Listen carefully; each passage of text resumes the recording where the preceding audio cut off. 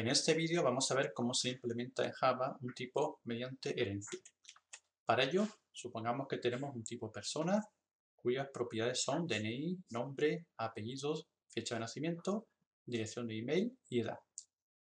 Y queremos definir un tipo alumno cuyas propiedades son DNI, nombre, apellidos, fecha de nacimiento, dirección de email, edad y asignatura, que representan las asignaturas en las cuales está matriculado el alumno.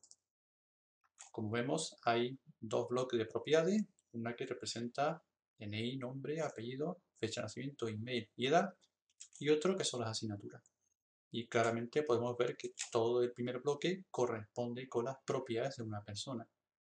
Por tanto, podemos asumir que el alumno es una persona al cual le añadimos una nueva propiedad que son las asignaturas. Aquí estamos usando, por tanto, la herencia de persona sobre el tipo alumno. Para eso, en Java tenemos nuestra interfaz persona implementada por una clase persona IMPL. ¿Cómo haremos para definir nuestra clase, nuestra interfaz alumno? La interfaz alumno extenderá a la interfaz persona, mientras que la clase alumno IMPL que implementa la interfaz alumno a su vez extenderá a la clase persona IMPL. Antes de ver esto en Eclipse, en la práctica, vamos a definir bien el tipo alumno. La propiedad que añadimos respecto a una persona son las asignaturas. Es una propiedad básica de tipo set de asignatura, consultable y sin restricciones. Y representa las asignaturas en las cuales está matriculado un alumno. Luego tenemos una restricción sobre el email de un alumno y es que debe acabar obligatoriamente en la cadena @alum.us.es. Fijaros que es una restricción más fuerte que la que tiene una persona, por tanto habrá que chequear expresamente esta restricción y no nos podremos conformar con la propia de una persona.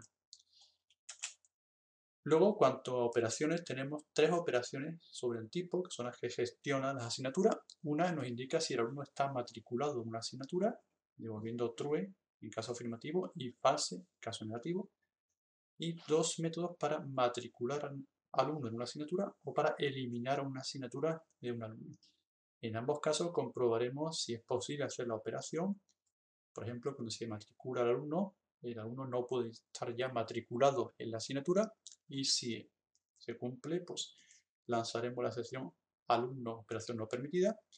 Mientras que para eliminar una asignatura no podemos permitir que el alumno no esté matriculado en ella y en el caso de que lo estuviera, de que no lo estuviera, lanzaríamos la excepción alumno operación no permitida. En cuanto al resto de operaciones básicas, el constructor recibirá todos los parámetros que definen al alumno como una persona y aparte se inicializará el conjunto de asignaturas con un conjunto vacío. Los criterios de igualdad, de orden natural y la representación como cadena se mantienen respecto al tipo persona.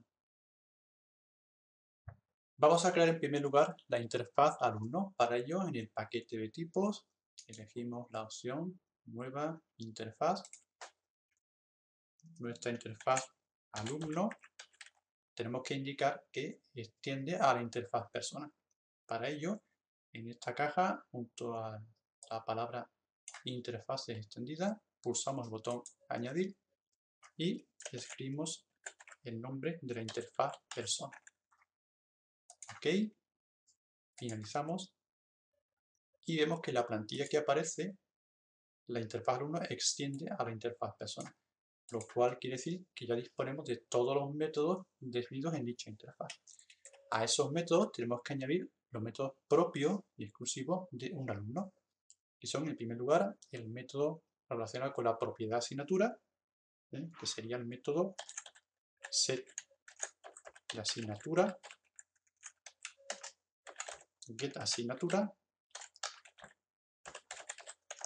que nos permite obtener las asignaturas en las cuales está matriculado un alumno. Luego están los métodos para gestionar la asignatura, que serían en primer lugar el método está matriculado en, que dada una asignatura nos indica si el alumno está matriculado en dicha asignatura. Y los dos métodos para eliminar y añadir asignaturas al alumno. Para añadir tenemos el método matrícula asignatura, que recibe una asignatura y la añade al conjunto de asignaturas de dicho alumno siempre y cuando no esté ya en él. Y el método elimina asignatura,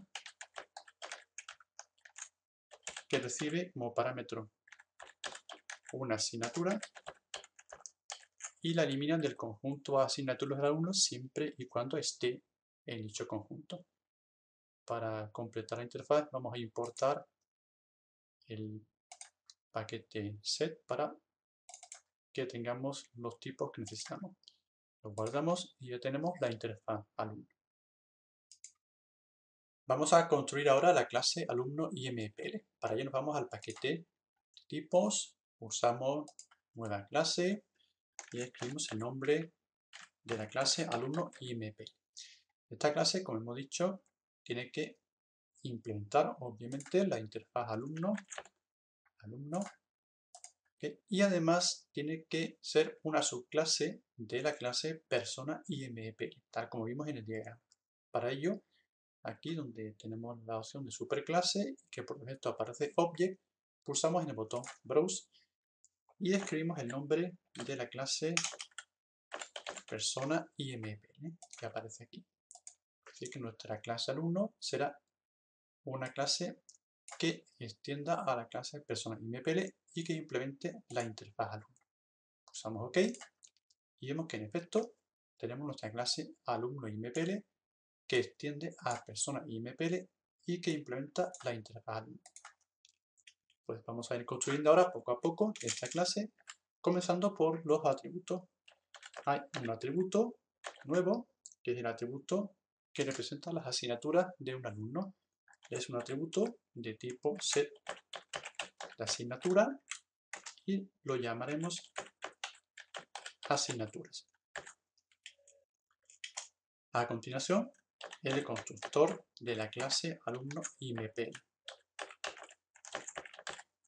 Este constructor, tal como nos indica, recibe todos los datos necesarios para construir un alumno, es decir, todos los datos que tiene por el hecho de ser persona, que serían su DNI, su nombre, su apellido, su fecha de nacimiento y su email.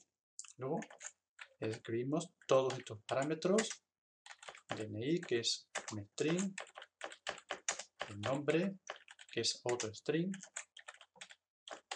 el apellido, que es otro string, la fecha de nacimiento, que es un objeto de tipo local date, fecha de nacimiento, y finalmente el email, que es otro string.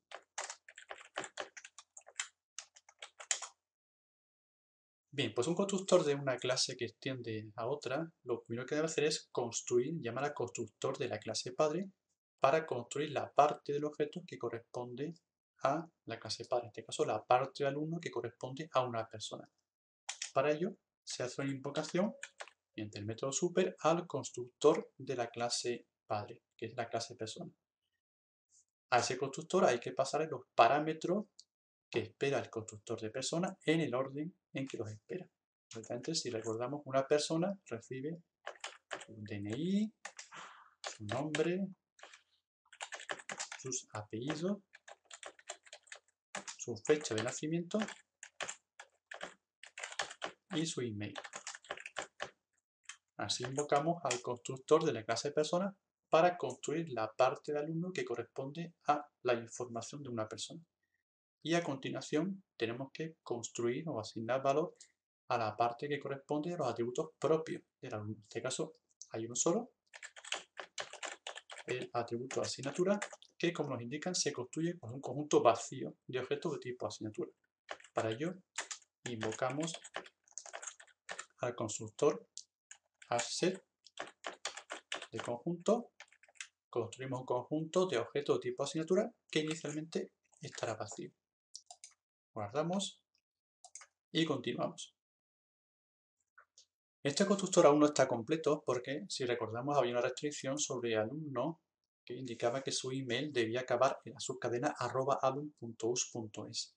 Ahora mismo, la llamada al método super, que invoca al constructor de la clase persona, comprueba que el email sea válido de acuerdo con lo que se exige para una persona, y es que el email sea o bien la cadena vacía o bien contenga el carácter arroba. Pero no es suficiente para darlo por válido en el caso de un alumno. Hay que hacer, por tanto, un chequeo extra, y para eso creamos un nuevo método, checkEmailAlumno, que compruebe si el email, además de ser válido para una persona, es también válido para un alumno. Bien, pues este método, privado de la clase, checkEmailAlumno, recibe el email que queremos asignar al alumno y tendrá que preguntar si es válido para un alumno, y si acaba en la subcadena @alum.us.es, y en caso contrario lanzar la excepción, sería excepción alumno no válido. Preguntamos, por tanto, por la parte final del email, y para eso tenemos un método en la clase string de Java, que es el método endsWith. Este método recibe como parámetro una cadena de caracteres, en nuestro caso @alum.us.es, y devuelve el valor true si la cadena que invoca el método acaba en esta subcadena, y falso en caso contrario. Como nosotros queremos chequear justamente el caso en que no acabe en esta subcadena, colocamos el operador de negación, de forma que esta condición sería cierta en el caso de que el email del alumno no acabe en esta subcadena. Y en ese caso lanzamos la excepción alumno no válido, excepción alumno no válido, con un mensaje en el cual indicamos que el email debe acabar en @alum.us.es para ser válido. Si el email acaba en esta subcadena será correcto, y en caso contrario se lanzará la excepción. Vamos a incluir los tipos que nos hacen falta: el local date, el hash set y la excepción que tenemos definida y que es similar a otras excepciones que hemos implementado en otros vídeos. Bien, pues ya tenemos chequeado el email en el constructor y ya tenemos construido el alumno. Primero construimos la parte que corresponde a una persona. A continuación chequeamos que el email es válido para un alumno, y en caso afirmativo ya damos un valor al conjunto de asignaturas del alumno, y ya tenemos construido el objeto de tipo alumno. Vamos a completar ahora los métodos get y set de esta clase. Tenemos el método getAsignaturas, que devuelve el atributo asignatura. Quitamos el todo, y como esta propiedad era consultable, no hay ningún método set, pero sí tenemos que tener en cuenta una cosa, y es que en la clase persona había un método setEmail para dar un valor al email de la persona. Como ese método lo tenemos heredado de la clase alumno, tenemos a nuestra disposición ese método setEmail. Pero hay que tener en cuenta que este método setEmail comprueba que el email es válido de acuerdo con la restricción de persona, no con la restricción de alumno. Por tanto, no podemos utilizar tal cual este método setEmail, sino que debemos redefinir el método en nuestra clase alumno, el método setEmail, que recibe un objeto de tipo string. Para asignarlo como nuevo email de un alumno, debe comprobar que este email es válido para un alumno, no ya solo como email de persona, sino de alumno. Por tanto, este método debe chequear el email del alumno usando el método check que hemos visto antes, y en caso de que sea un email válido para un alumno, ahora sí podemos invocar al método setEmail de la clase padre. Por tanto, pondríamos super.setEmail y le pasamos el email. Es decir que hemos redefinido el método setEmail para que primero compruebe que el email es válido para un alumno y a continuación ya invoque al método email de la clase persona para modificar efectivamente el email de este alumno. Ahora vamos a completar los métodos que gestionan las asignaturas de un alumno, que eran los métodos está matriculado en, matricula asignatura y elimina asignatura. El primero de ellos nos indica si un alumno está matriculado en una asignatura y para ello tenemos que comprobar si la asignatura que recibe como parámetro está contenida en el conjunto de asignaturas del usuario. Para ello, tomamos el conjunto de asignaturas y para ver si contiene un objeto concreto usamos el método contains. Si el objeto ASIC está contenido dentro del conjunto asignatura, en ese caso devolvería cierto, que es lo que justamente pretendemos. Si el conjunto de asignaturas no contiene esta asignatura, devolvería un valor falso y por tanto el alumno no estaría matriculado en dicha asignatura. Veamos ahora el método matricula asignatura. Este método debe añadir una asignatura al conjunto de asignaturas de un alumno siempre y cuando el alumno no esté ya matriculado en ella. Por tanto, vamos a preguntar en primer lugar si el alumno está o no matriculado en la asignatura. Y para eso utilizamos el método que acabamos de construir, el método está matriculado en. Si el alumno está matriculado en la asignatura, en ese caso no podemos matricularlo de nuevo y por tanto lanzamos la excepción de alumno operación no permitida. Así que escribimos throw new la excepción alumno operación no permitida y un mensaje de texto donde indiquemos que el alumno ya está matriculado en dicha asignatura. El alumno ya está matriculado en la asignatura.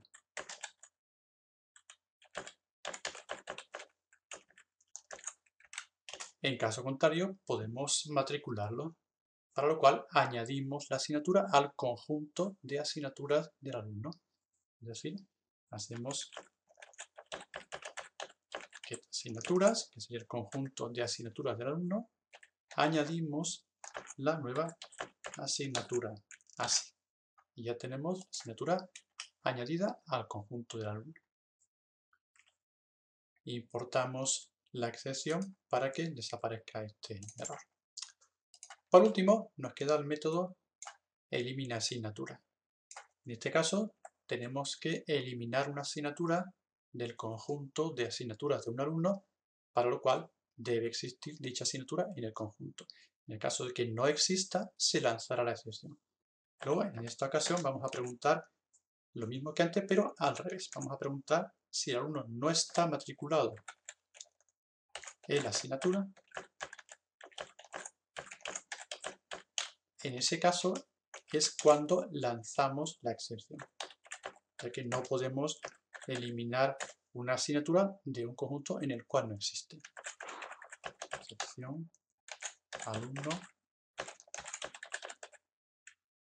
operación no permitida. Y como mensaje indicamos que el alumno no está matriculado en la asignatura. En el caso de que sí esté matriculado, podemos eliminarlo, para lo cual aplicamos al conjunto de asignaturas del alumno, en esta ocasión el método remove, que elimina un objeto, en este caso una asignatura, del conjunto. Y ya con esto tenemos terminada nuestra clase alumno IMPD y la guardamos. Vamos a realizar ahora un test. Para ello nos vamos al paquete de test. Tenemos nuestra clase test alumno En esta clase hemos hecho varios casos de prueba. Primero probamos el constructor con un objeto correcto, el test constructor normal, y otra prueba con un objeto incorrecto para que salte la sesión. Luego hacemos la prueba del método setEmail con un email correcto y un email incorrecto para un alumno. A continuación probamos los dos métodos matricula asignatura y elimina asignatura.